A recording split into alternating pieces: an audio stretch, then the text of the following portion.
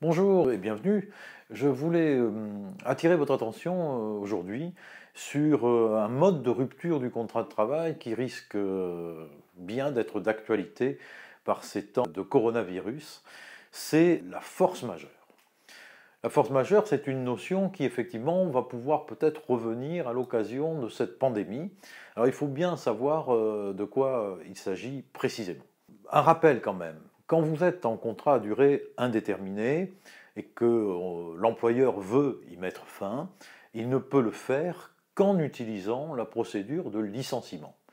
Et cette procédure, elle obéit à des règles, d'abord des règles de procédure, convocation à un entretien préalable pour faire valoir ses moyens de défense, le cas échéant, et puis surtout il faut qu'il y ait un motif légitime, réel, sérieux, soit personnel, soit disciplinaire, soit économique.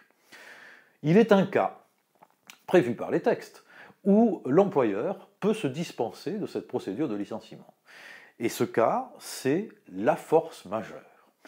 Alors, rappelons quand même que la force majeure, ça obéit à des conditions tout à fait spécifiques. Il faut qu'il s'agisse d'un événement qui soit extérieur aux parties, c'est-à-dire à la fois à l'employeur et aux salariés, c'est-à-dire un événement qui ne dépend ni de l'employeur ni du salarié. Il faut un événement qui soit imprévisible au moment où l'on a signé le contrat. Et il faut un élément irrésistible, c'est-à-dire que l'exécution des obligations des parties ne peut pas s'exécuter du fait de cet événement imprévisible, c'est-à-dire qu'on ne peut pas poursuivre le contrat de travail. Alors ça pose, je dirais, deux questions essentielles. La première, c'est de savoir si effectivement l'épisode de coronavirus, la pandémie, peut être utilisé par l'employeur comme un élément de force majeure qui l'oblige à rompre le contrat de travail sans procéder au licenciement du salarié. Ça, c'est la première question. Et puis la deuxième, elle est un peu plus complexe ou un peu plus juridique, j'allais dire, tarabiscotée, hein, parce qu'on va toujours chercher la petite bête, c'est de savoir si finalement un licenciement, pour le coup, qui serait fait au motif de la force majeure, serait-il pour autant légitime? Donc c'est deux questions qu'il faut bien examiner. La première question, c'est de savoir si effectivement l'épisode de pandémie peut être reconnu comme un élément de force majeure. Alors, la jurisprudence a déjà pu se prononcer sur des cas similaires dans des pandémies qui ont déjà existé, et elle est très restrictive à reconnaître que la pandémie puisse être une cause de force majeure qui dispenserait l'employeur de pouvoir licencier.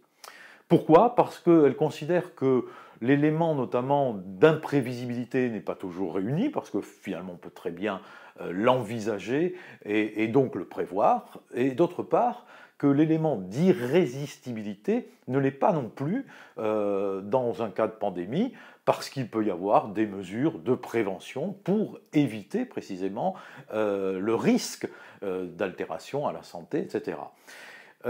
Là où la question pourrait se poser de manière plus abrupte, je dirais, c'est par exemple pour les commerces où on leur a, du fait du prince, c'est-à-dire du fait de l'État, interdit d'ouvrir. Et là, ils peuvent dire, ben ça c'était pour le coup à la fois imprévisible et tout à fait irrésistible, puisque c'est une décision de l'État qui nous interdit. Donc moi là, je ne peux pas ouvrir, et donc est-ce que je suis fondé à faire valoir cet épisode et donc la force majeure? Soyons là aussi très prudents, car l'État a prévu des mesures de substitution justement pour éviter le licenciement ou la rupture des contrats, tels que le chômage partiel dont on a déjà parlé, ou d'autres mesures palliatives. Donc là aussi, il y a des instruments qui font que le caractère d'irrésistibilité, c'est-à-dire le fait qu'on ne puisse plus continuer le contrat de travail, ne serait pas forcément réuni. Et la deuxième question, c'était de savoir si demain un employeur utilise comme motif cette fois-ci de licenciement la force majeure, est-ce que ce licenciement obéit à une cause réelle et sérieuse comme il doit le faire?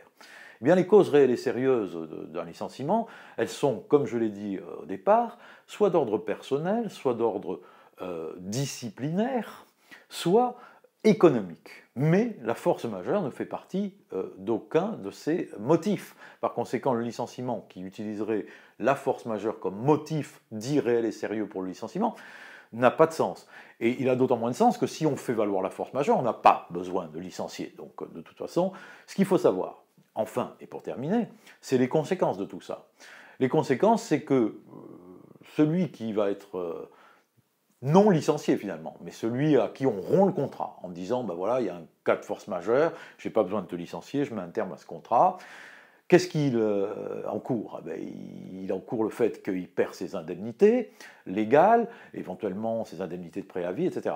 Sauf si, effectivement, l'élément qui caractérise la force majeure est un sinistre, comme par exemple un incendie, à condition que cet incendie ait détruit l'entreprise, par exemple, et que surtout que cette entreprise ne puisse plus ensuite se réanimer, je dirais, et ne puisse plus travailler, que ça soit définitif. Alors à ce moment-là, il y a un sinistre, et dans ce cas-là, le salarié a le droit à ses indemnités de préavis et à son indemnité conventionnelle de licenciement. Mais dans un autre cas, il n'y aura pas forcément droit, donc la force majeure qu'on peut lui opposer peut être pour lui quelque chose d'assez redoutable.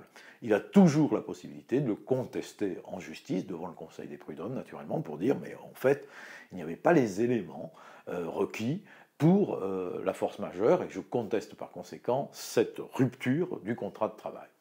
Voilà en quelques mots les explications que je vous devais sur ce point qui va certainement devenir d'actualité, hélas, j'allais dire, parce que les ruptures de contrat, on va en avoir sans doute dans les prochaines semaines ou dans les prochains mois.